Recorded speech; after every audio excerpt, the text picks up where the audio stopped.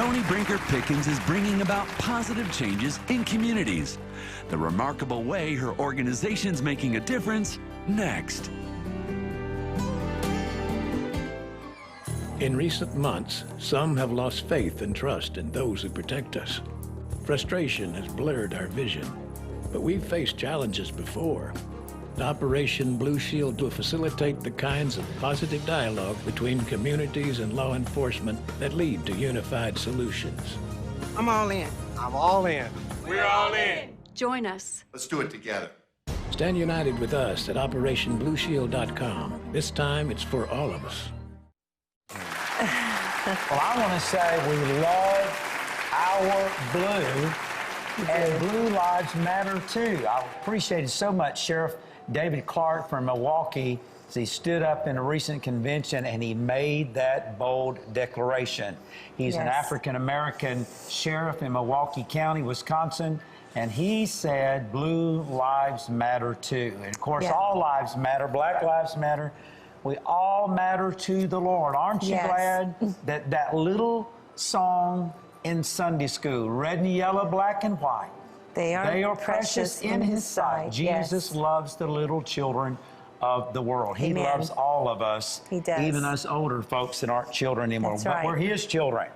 Well, recently we had Toni Pickens with us. She is a philanthropist, and she cares about what's going on not only with our police, but inner city America, especially in the Dallas area. Please join Joni and me as we welcome her back to get an update on what is happening.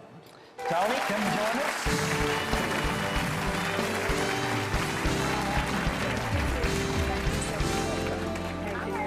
Good to see you. Good to see you as well. Okay, so why are you so passionate about working with the police and the inner city and getting them together?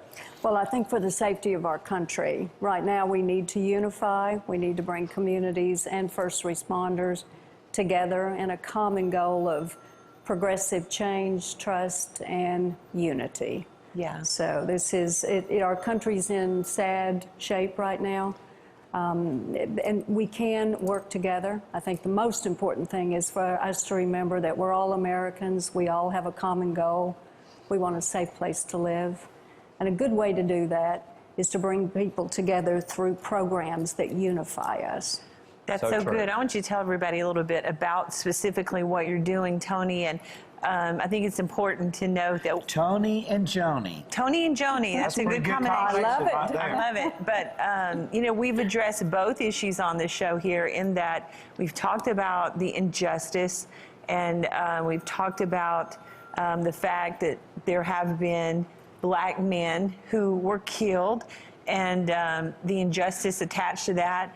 We've also talked about the fact that there are many, many amazing police officers. And so, you know, how do we balance all of that? And that's kind of what you want to do by bringing the blue, if you will, into the inner city. Talk a little bit about that. Well, that is our goal. Again, it's all about unity. So you talk about first responders. Those are firemen, that's EMS, that's your city council, that's your veterans. Anyone that's taken an oath to make our life better and to keep our country safe, you could actually say they're all first responders. So in our communities, there are some very, very long, deep-seated issues which have to be resolved. But we have to have a conversation, and that conversation needs to be in programs where you can take the program in Dallas, you can move it to Baltimore, to San Angelo, to Nashville, Tennessee. But the issues are the same in all those cities. So we have to have two-way conversation, not one. And we don't need to keep upping the ante of our voice. I can hear you and you can hear me. So let's create an environment so we can actually talk. We can talk about very sensitive issues. We don't need to be politically correct. We can talk about black and white issues. But the underlying result, again, is we change. We all do. We have a situation where you take mistrust and turn it back into trust, and then the unification happens. Now that helps our country and it helps our children, because right now our children do not deserve what we're giving them. So specifically, what are you doing with Operation Blue Shield for people who are watching and don't know what that is? Well, we have a number of programs, so we're growing nationally. So when I was here last, we had our Chick-fil-A Operation Blue Shield race for the community. We sent some cameras down Yes. to film that. It was wonderful. We had over 1,300 people who showed up. So I had law enforcement from all of North Texas, and I had communities, the citizens showed up. So one of the most poignant pictures was a Grand Prairie SWAT officer who ran the race with a very young African-American little boy in Boy Scout uniform and a cow. So imagine the dialogue that they had the whole time. Yeah. So that little boy's life has changed, and that police officer has changed. And we have other programs where we adopt the school. We have kickboxing instructors in there with first responders. The kids can earn gym credits. But just think about the dialogue that goes on a regular basis. So you break down these barriers. We have things like My Neighborhood Counts, where you get involved in police substations. You call citizens in. We offer lunch, so everybody shows up when there's free lunch. And you talk about the killings that have taken place and why do some people feel that officers are targeting them. But then you need to let both sides talk. That's where we grow. And then we talk a lot about unity, which is our mainstay. This is our ribbon. I don't know if you saw, but in the tragedy that was played all over the TV, you saw all of the council people, our mayor, our police chief, everyone that attended the service that President Obama came, President and Laura Bush, they all had our ribbons of unity on, which is a sign to show that we all believe that we can make a positive change. So. Well, my tie looks like your ribbon. It does. That I'm wearing here does. today, and I didn't even know about that. So that must have been the Lord leading the way. You know, let me say this to you. We do know that there are some bad policemen. We know there's some bad preachers, and even some bad school teachers, and some bad politicians. But most of the policemen are good. And ladies and gentlemen, if we didn't have the police, our country would turn into anarchy. Our policemen are the first line of defense. They protect us and take care of us. So we need to honor our policemen. I want to just encourage you, the next time you see a policeman, go up to him or her and say thank you. If you see them in a restaurant, offer to pay for their meal. Let them know that you not only appreciate them, but that you're praying for them. And if you didn't know this, after all this happened the following day, we did a special program here on Daystar after the 5 policemen were killed. And Daystar is giving $10,000 to each of the surviving families of the 5 policemen and to the surviving families of Alton Sterling in Louisiana and Philando Castile in Minnesota. Bishop Jakes recently did a service at his church, and he talked about we need to have a conversation. What does that conversation need to sound like, Toni? Well, I think again, when you have people who are sitting across the table, the first thing you say, what I have seen is, my father was killed by a police officer, or as a child, you, the police officer, you took my father away, and I have not liked that ever since. But there are some inherent problems that go back 100 years, and they cannot be resolved overnight. The police officers, on the other hand, they need to hear that. So we have a PSA that's coming up, and one of them, just as an example, you have a glass wall in the middle of a room, and you have a group of people coming up, and they're yelling at this person over here, and the camera pans. It turns out it's an officer who's saying, "I can't hear you." And the person over here is very angry, and other people come up, and they're as angry. He keeps saying, "I can't hear you," till the noise is so loud that the glass breaks. And then the police officer said, "I didn't know you felt that way." And the child or the other group said, "Well, you didn't bother to ask." So again, it's got to be both ways. with our law enforcement and our first responders. They are out in the community now with police athletic programs. They're playing basketball, baseball. That's a good way to break down these issues just by the fact that you realize they're just as normal as we are. Yes, they're human beings. They are human beings, and it's important. We had a penning ceremony in the southern sector this last weekend at an apartment building in a very, very underserved area. And the police officers came in, and what they did is they made an oath to the young children that they would respect them, that they would, ask what their issues are, where can we help, and then the young children put our ribbon of unity around their neck. Oh, and then wonderful. we did that in reverse, where the police officer then heard from the child, I will respect you, I will at least find out what the issues are, and it was really done on a child's level.